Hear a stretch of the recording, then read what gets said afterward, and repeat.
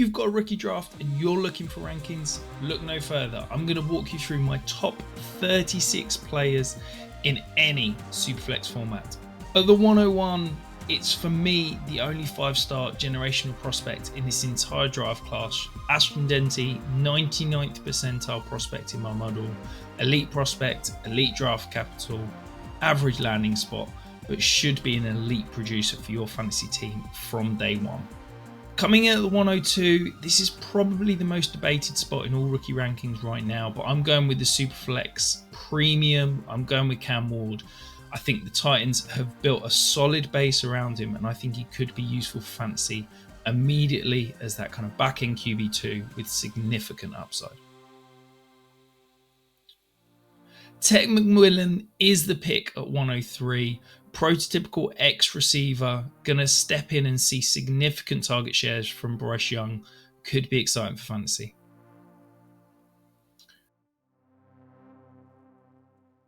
Rounding up my tier at the 104, Amari and Hampton, explosive. We know Greg Roman is gonna feed him the ball, and I'm not concerned about a timeshare with Najee Harris. I think at the end of this season, we're gonna see Amari and Hampton carrying the bulk of that backfield. At the 105, we've got the player in a tier of his own, Travis Hunter. I could easily argue for him being the 102, or I could drop him here at the 105. This is all about your appetite for risk. If you are a riskier player and you want to swing for the fences, I would be taking Travis Hunter at 102, but this is where I am comfortable with the risk that he is not a full-time offensive player. Kicking off the next tier at 106, I'm going Trevion Henderson, a perfect fit next to Drake May. Explosive, great in the passing game, should see significant high-value touches, even if he has to share the backfield with Ramondre Stevenson. Quinton Judkins, the second-round pick for the Browns, a true workhorse, and should be well worth the pick here at the 107. Hopefully, if you're a fringe contender getting that 107 pick, he can push you over the top. The 108, we see the first tight end come off the board in Colston Loveland. I love the player. I think he is a fantastic prospect. And anytime I get an elite offensive coordinator like Ben Johnson, who we know can get the most out of tight ends, it gets me excited. So I'm very happy to take him as my tight end 1 and my 8th overall player. There is definitely a tier break for me after those top 8s. This is the point at which I'm at least inquiring to see if I can trade any of these 109, 110 for a 26, or maybe even a 27 first, plus another asset on top. But if not, if I'm sticking and picking, RJ Harvey's the option. Yes, this is a Boom Perks pick. Yes, there is a pretty low floor, but Sean Payton just produces fantasy running back production, and the explosive ability of RJ Harvey, I'm very, very intrigued. My 10th overall player, Emeka Egbuka. This is a player that you may have to wait a year, if not 2, for him to potentially bear the fruits of this draft pick. But elite player, like the offense, like the scheme fit, and think he is a really intriguing option. You just got to be a little bit patient. The 11th overall player, Tyler Warren. Lots of hype, lots of intrigue about the usage, but I'm seriously concerned about this landing spot. A quarterback that we don't think can pass accurately, an offensive coordinator / play caller and head coach that could all be gone at the end of the season, and I'm not sure he's good enough as a blocker to line up in line as the Colts want him from day one. So I'm nervous, but the upside is apparent, so I'm happy taking the flyer with the 11th overall pick. If you are finding this for the first time, hit that subscribe button. I can guarantee you will not regret it. Rounding out the first round, Jaden Higgins. My dream comp, his upside was Nico Collins. Now gets to play alongside him and learn. Great potential in this offense. We know CJ Stroud can spread the ball around, and I think he's going to have a field day with those 2 pillars outside the numbers in Nico Collins and Jaden Higgins. Rounding out this tier, Luther Burden. You could tell me anything about Luther Burden fantasy production in 2025 and I would honestly believe it. He is the Tyson Zone of fantasy options. He could be an absolute League One superstar who gets the ball fed to him in inventive ways, or he could be a little bit of a problem child who doesn't see consistent usage, can't win one-on-one and just relies on manufactured touches. Anything in between those 2 outcomes is possible, but 13th overall pick, having to spend a first rounder, I'd happily take the flyer on the upside.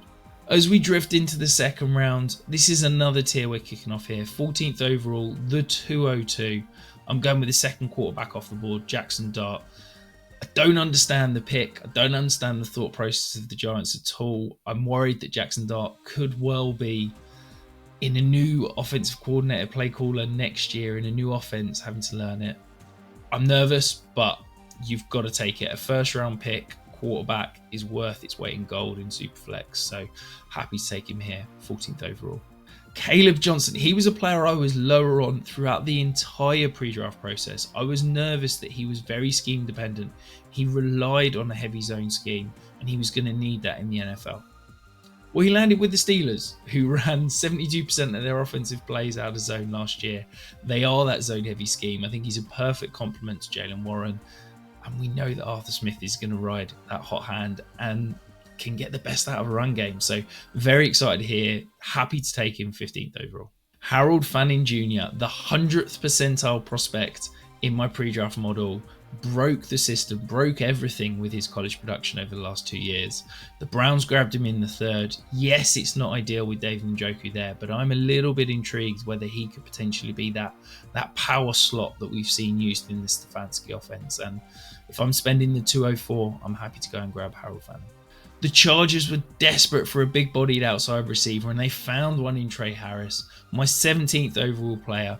Love the fit with Justin Herbert. Yes, okay, he doesn't have the high-end speed, but I think he's got the route running and the contested catch ability to be that ex-outside receiver. Maybe takes a little bit of time learning from Mike Williams initially, but I think by the end of his rookie season, he is going to be on the fantasy relevant radar. Kicking off my 7th tier, Tyler Shuck. Second round pick of the Saints. Who knows if he's going to start this year? Who knows if he's going to be a backup?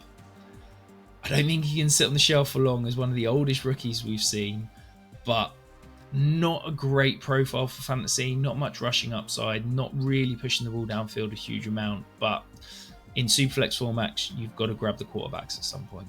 You may be shocked I haven't mentioned Matthew Golden yet. He comes in here 19th overall, the 207.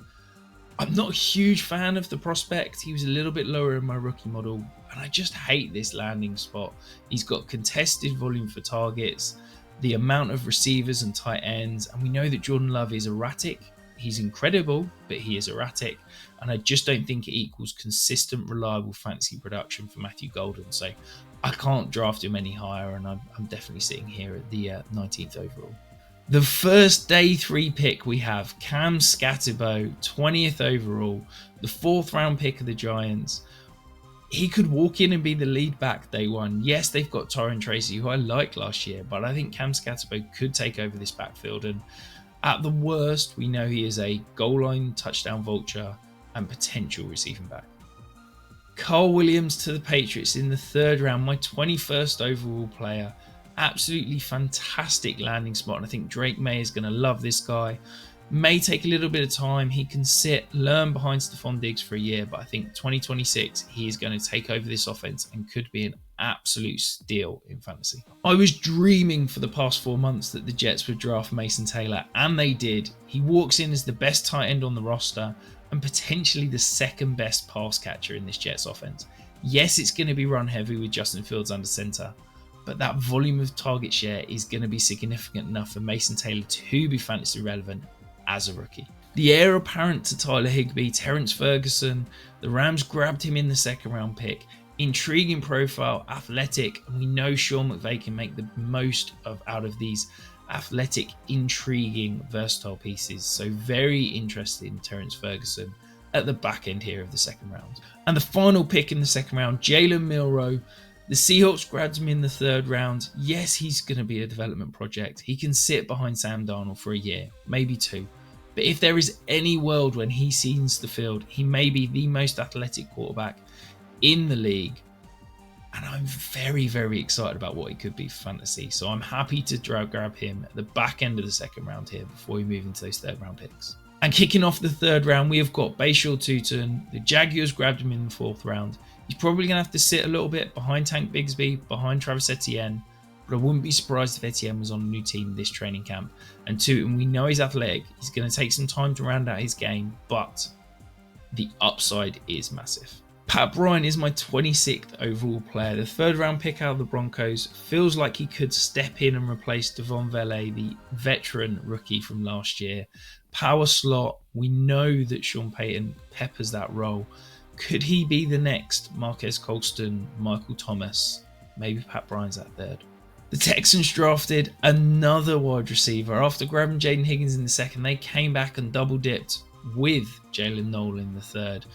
A little bit concerned about the immediate usage. They obviously grabbed Christian Kirk in the trade earlier in the offseason. There's also John Mechie still floating around. But from 2026, could we see Jalen Noel step into that slot role and be a really intriguing part of a really intriguing offense? My 28th overall player, Shedeur Sanders.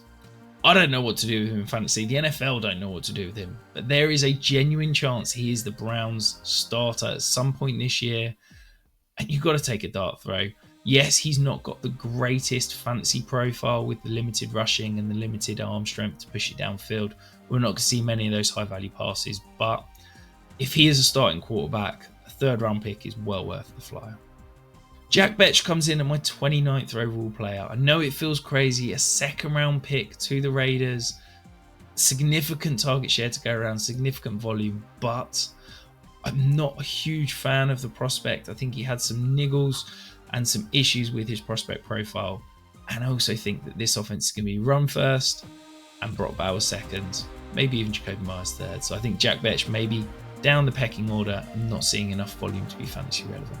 One of my favourite pre-draft sleepers, Jalen Rules, landed with the Chiefs in the 4th. This feels like a perfect landing spot. I feel like he could fit nicely with Xavier Worthy, Rashee Rice, Jalen Rolls. All 3 of them have got potential inside-outside flexibility.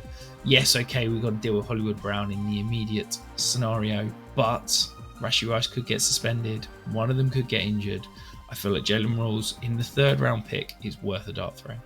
Rounding out this next tier, Elijah Arroyo, super athletic tight end, drafted by the Seahawks in the 2nd round. Okay, Noah Fant still there, but I think Arroyo may take a year, but this is a very intriguing prospect that we want to bet on when it comes to the tight end position. My 32nd overall player, Woody Marks, the 4th round pick of the Texans, a prototypical replacement for Joe Mixon. Yes, okay, it's not the sexiest high upside option, but if Joe Mixon gets injured, Woody Marks could take over this backfield and be the fancy waiver wire league winning player you want to chase. It's not often we see a team grab Thunder and Lightning in the same draft. The Browns grabbed Quinton Judkins in the 2nd and then double dip with Dylan Sampson in the 4th. It looks like Dylan Sampson is going to be primarily be used on passing downs and as that explosive weapon, but there is a chance he could be a little bit more, and for a 3rd round pick, I'm happy taking dart throw. Jarquez Hunter, one of the most intriguing, exciting, explosive options in all of this draft. He's my 34th overall player. Landed with the Rams, so difficult to see immediate usage, but well worth the punt because one injury away, and with his explosion, he could be fantasy relevant on very few touches. The first quarterback that the Browns drafted, yes, he's going 7 picks after Shedeur Sanders for me, but I just feel like Dylan Gabriel is more of a high-end backup than a starting caliber NFL quarterback. And I struggle to see a world where he beats out Shedeur Sanders, Joe Flacco, and Kenny Pickett to earn starting reps in the short to medium term. So I'd still grab him just because there's that chance, but he is a back end of the 3rd round pick for me. And rounding out the 3rd round, Eilik Ayumanor, great theoretical receiver, great body control, interesting route runner. Just needs to work on that catching ability. Hopefully he can spend some time with the Titans, working with the Jugs machine, because if he can start securing the ball, he could be very, very exciting for fantasy. And we know the Titans are desperate for receiver weapons. That is it. 36 players, the first 3 rounds in a Superflex, ranked, rated for you. Who do you disagree with? Who did I miss? Let me know in the comments below. And of course, on your way out, hit the subscribe button.